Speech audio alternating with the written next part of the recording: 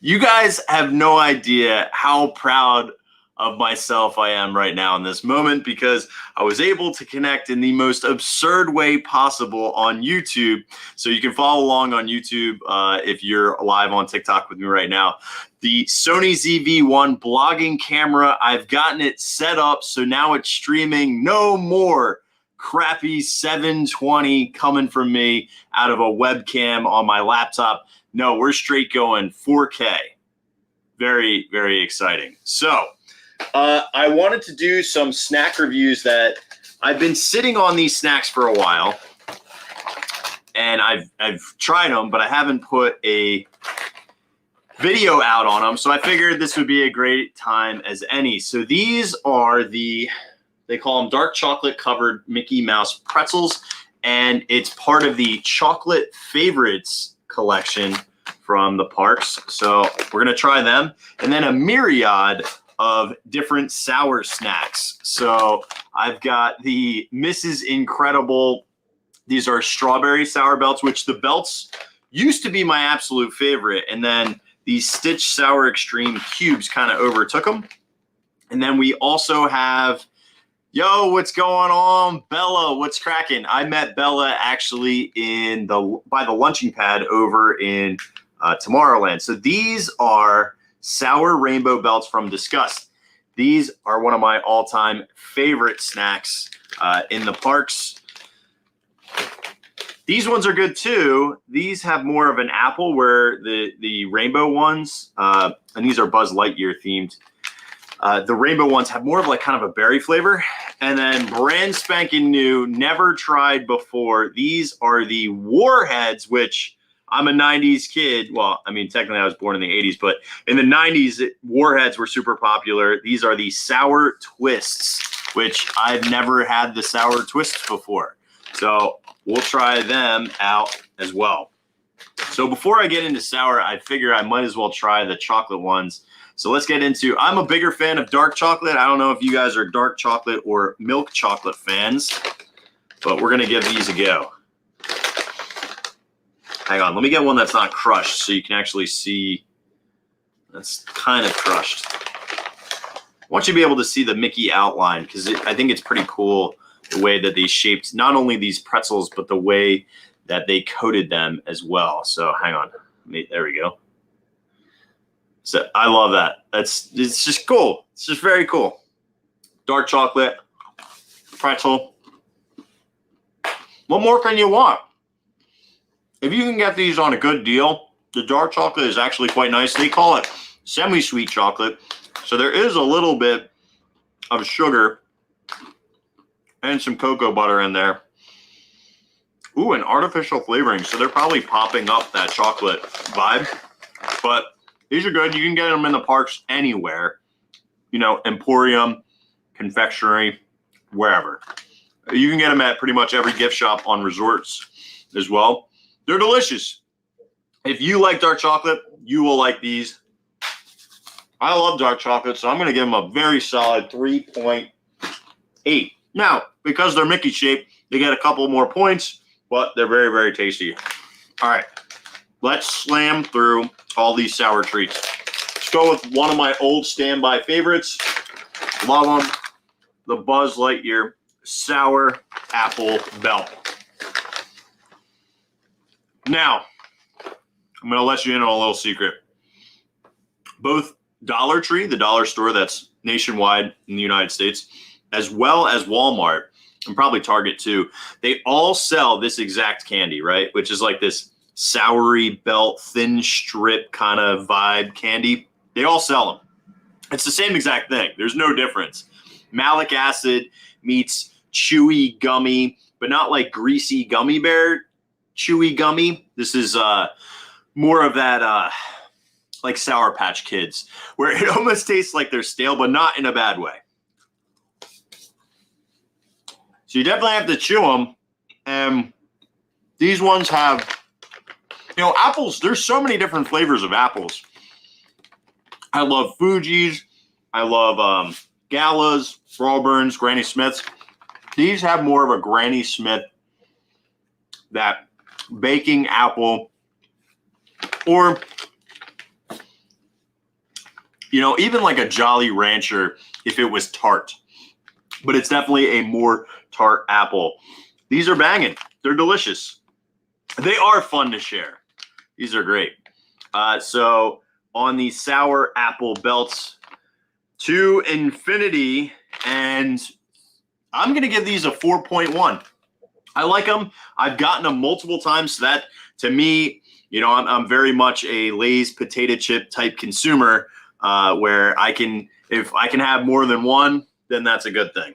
And I can easily have more than one on those. And for all that don't know, we make Disney snack clothing. This is our Snacker Dans with the premium bar, popcorn, turkey leg, Dole Whip, all chilling out in front of the now defunct Chapeau, which had a really cool crank style telephone that you could check out right next to the confectionery in the Magic Kingdom, all the way on the right-hand side. The facade's still there, but it was more of like a haberdashery with just hats in it, but almost nobody went there. And it used to be really big when people would personalize hats. So, you know, when you would get your Mickey ears and then they would embroider on the back your name, which is really cool.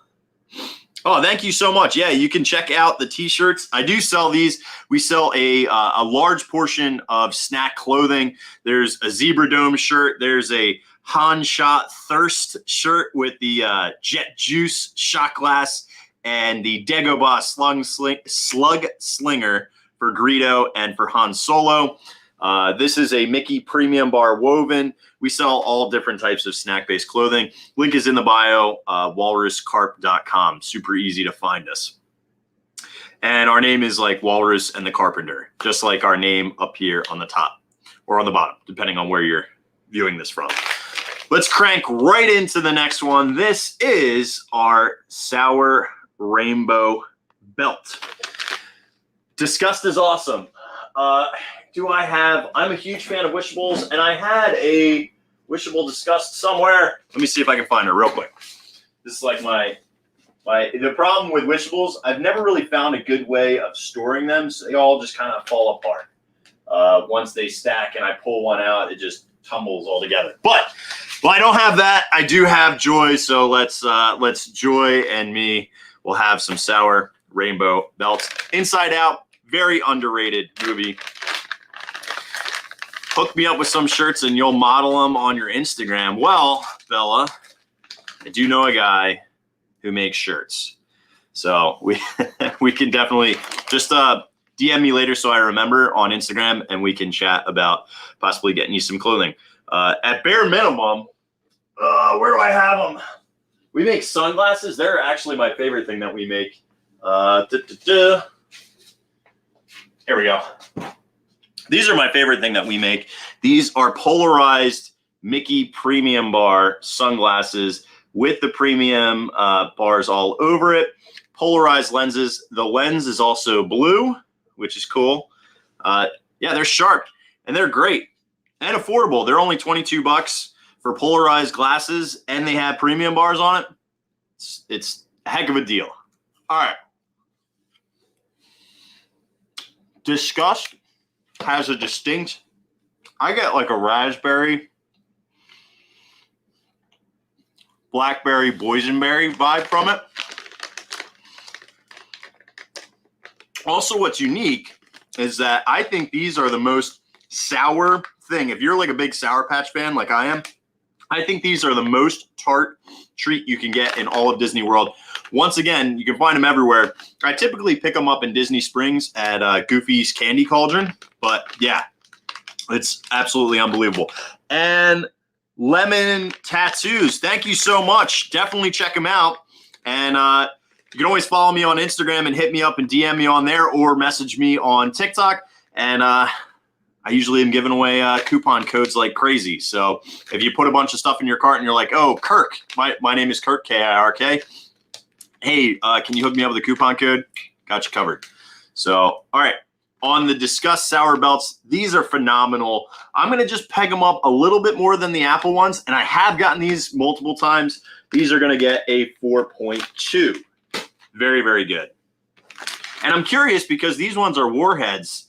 Are they going to be more sour and tart than the Disgust ones. I don't know.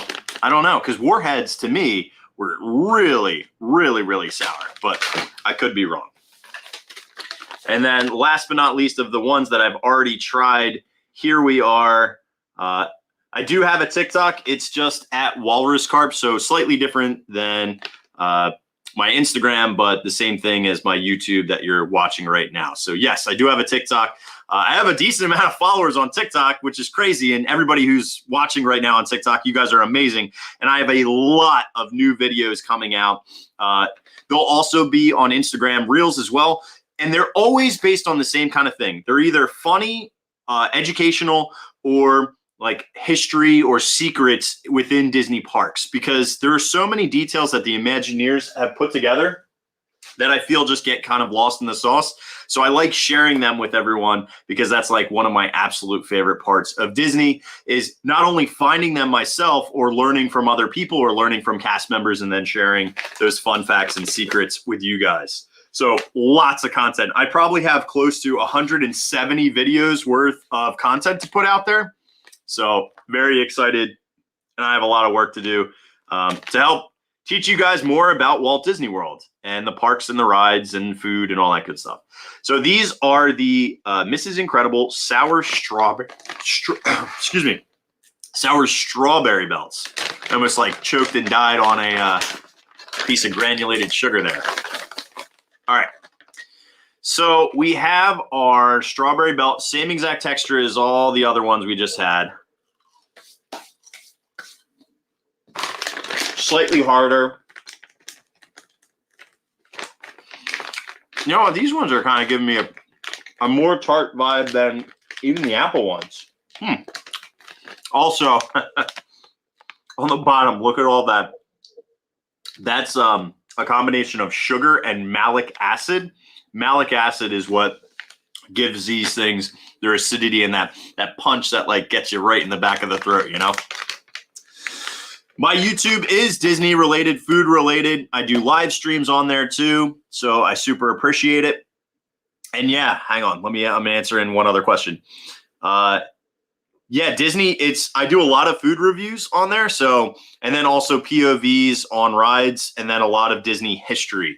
So I try to focus on food and Disney secrets and history, and then a little bit of ride stuff in there. Or we also have a podcast where I just record sounds in the parks, and I call them Parkmospheres. They're awesome. So like if you're at work or you're at home and you just want to feel like you're in the parks, you can pop on Pirates and ride Pirates and just listen to the whole entire audio of it. It's actually shocking to me that there's so many point of view videos on YouTube. There's very few on TikTok, and there's no audio of it.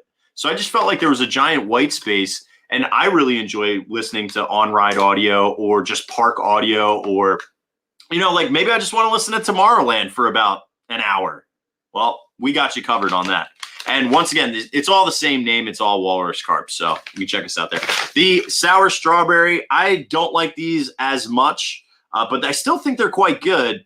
I'm going to give these a 3.7. Now, price point on these, I believe they're around $5.99, and they had a really good deal where it was buy one get one because they were all expiring. So I ended up buying a bunch of these all together. And fun fact, they don't really go bad because they're, you know, it's filled with preservatives and everything.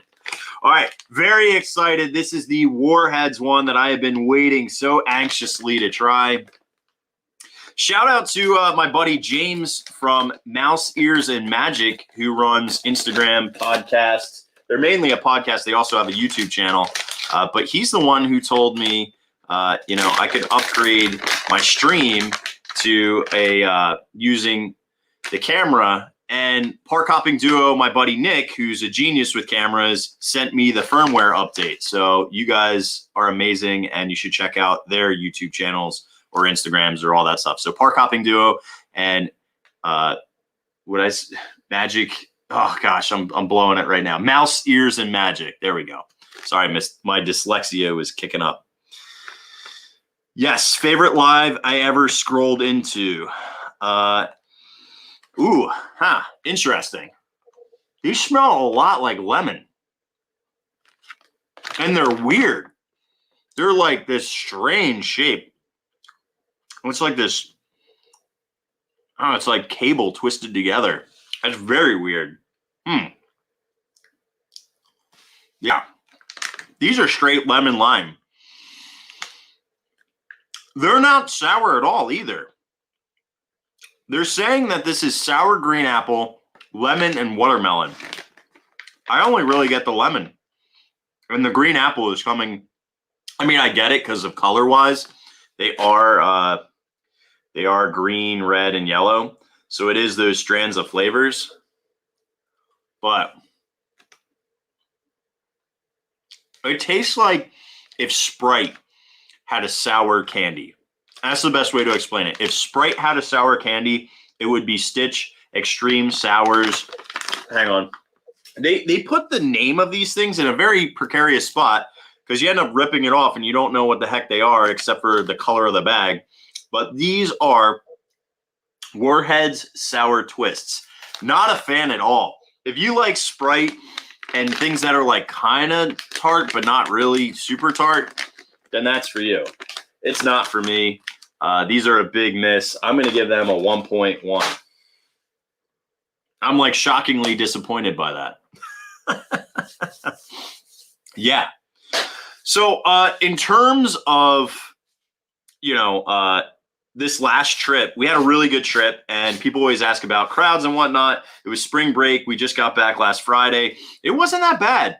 I mean, I always recommend, this is the best strategy. And I think this works for any time period. And if you've ever done research on Disney trips, people typically always like to Google crowd calendars. Crowd calendars is one of the most popular things to Google on Walt Disney World or Disneyland. And although I think there's some merit in knowing when there are events that are happening at Disney, so for example, marathon weekend, or if there's spring break, or if there are 3-day weekends coming up for people in Florida, I think those are really important. Or Mardi Gras for those that are in the southeastern states. That's like almost like a 2-week spring break that happens before spring break around Mardi Gras. I think those things are good to know because they will be more crowded. Obviously, Christmas is more crowded. New Year's is more crowded. New Year's Eve is more crowded. Thanksgiving, very crowded. But the best rule of thumb that I can say is go when it works for your schedule. Now, you have to go in with the perception of understanding that you're not going to hit everything. And I don't think, even if you went and it was completely dead, nobody there, you're the only person in the park, the length of ride times at Disney are so long that it would be next to impossible to ride everything right now. Now, there was a 4-park ride every ride challenge, which nobody's been able to complete as of late because there's a few rides that have not been running. So, for example, the People Mover has not been running. They haven't been running the Main Street vehicles that go up and down Main Street in the mornings. So you can't necessarily claim that people can attempt that same feat. But with more and more attractions opening, I just think it's next to impossible to ride everything, let alone in a day. But to do an entire park in a day is really challenging.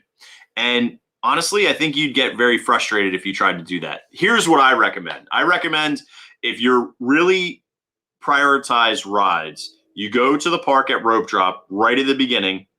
Then if it gets crowded at around 11 or 12 and you get a little frustrated because the lines are really long, take a break, go get lunch, go swim back at your resort's pool, and then come back to the parks when it's later on at night. And I think that works better for people.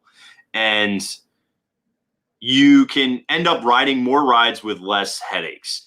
The key, though, to this strategy is to prioritize what's significant and important to yourself and your family or your friends, whoever you're traveling with, in terms of rides. So if you want to ride Seven Dwarfs, Peter Pan, Haunted Mansion, and Pirates, then I recommend you do that in the first hour.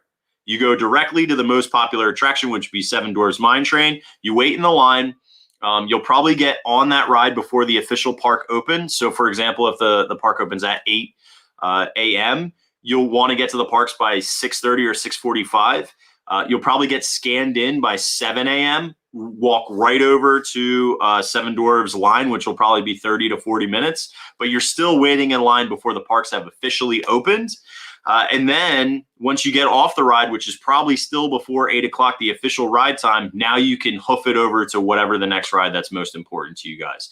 Peter Pan's a great one in the morning because the queue is very short and the ride is very short. So you can easily go from Seven Dwarves to Peter Pan into things that are in Frontierland or Adventureland, right? Your Jungle Cruise, your Pirates, your Splash, your Big Thunder. Right now, Haunted Mansion, typically that would be a ride that you would want to get a fast pass for, and it gets super, super crowded. But with the capacity so low and that ride's ability, considering it's an omni mover, it just can churn through so many people very quickly. So you do not have to worry about that ride. It's never more than 15 minutes right now. And as long as capacity stays at 35%, even if they sell out, you will never see Haunted Mansion more than 15 or 20 minutes. And a lot of times that's less than 10. So the ride times can be slightly deceiving. Now, things that used to churn people really good, like your Pirates or your It's a Small World, those ones, they limit the amount of rows that they are seating. So as a result, you're getting lower occupancy levels. So you'll see Pirates at 50 minutes, 60 minutes, when even during the summertime, you could get a same day fast pass for Pirates within 30 minutes of whenever you want one. So I think that's just unique because of the way the pandemic has shaped the response from Disney. So I think that's kind of interesting. Yeah, so on here, Ice Cream 156, you said that's exactly what you do. You left and you came back. We have young kids. We have a 3-year-old and a 4-year-old, both girls, and they're just learning to swim. They're taking swim lessons. So it's really awesome for them to get the opportunity to jump over to the pool, swim, and they have all those pools that have the 0 entry. So they're perfect for kids who are learning how to swim. So I think that's really cool. And it's a great way to cool off, especially when it's really, really hot out. And you get to utilize the resort for what the resort is, where we stayed at Disney's Animal Kingdom Lodge for the first time because we got a 50% off deal, being that we're annual pass holders. So it was too good to pass up. That's a very expensive room normally. And it was a Savannah view where we could see giraffe and zebra and wildebeest and ostriches. It was very, very cool. Totally worth it. But honestly, the pool was one of the best parts. It had 2 slides. We were on the DVC side, which is Kidani Village, and it was incredible. It was tremendous. The pool was exceptional. And if we wouldn't have utilized the pool, we would have missed out on the largest offering of unique things that you can do at the resort that you can't just visit and do. The pool access is only for resort guests. So, yeah. But yeah, it was a great trip and had a lot of really cool, interesting. I actually lucked out and got to have some Easter snacks. So you're going to see a bunch of new YouTube videos and IGTVs. Apparently TikTok is adding some 3 to 5 minute or actually, I think it's a 3-minute time limit on videos coming up, which I'll be able to repurpose a lot of IGTVs. I have over 152 food reviews from Disney on there, but I have much more actually recorded. There's probably close to 270 or almost close to 300 reviews. And I have a lot that has to come off of this Sony ZV1 vlogging camera and put onto both YouTube and our website and TikTok and Instagram and everything. So, all right. Today was really about testing to see if I could even figure out how to do a USB streaming through the Sony ZV1. It was very easy once I did the firmware upgrade from 1.0 to 2.0. And this is spectacular. It really is leaps and bounds different and so much better. And the other thing that's cool is I have a really ambitious content strategy where I have to produce at least 12 YouTube videos. And it takes a lot of time for my laptop because it's not set up for graphics to like churn editing out. And I'm not even doing major editing. All I'm doing is splicing and cutting video content together, and it has jump cuts. It's really not advanced at all. But to even do that, it'll take the computer 45 minutes to 2 hours sometimes, depending on the length of the video. This is really nice because I can live stream directly to YouTube and add some extra videos out there and do question and answers, which I think a lot of people enjoy question and answer and asking specifics because, we've been to the park so much in the past 2.5 years, probably over, 20 times or so, that we can answer a lot of questions that a lot of people have. And I am a fanatic about saving money and about traveling very efficiently. So I feel I can answer those questions as well.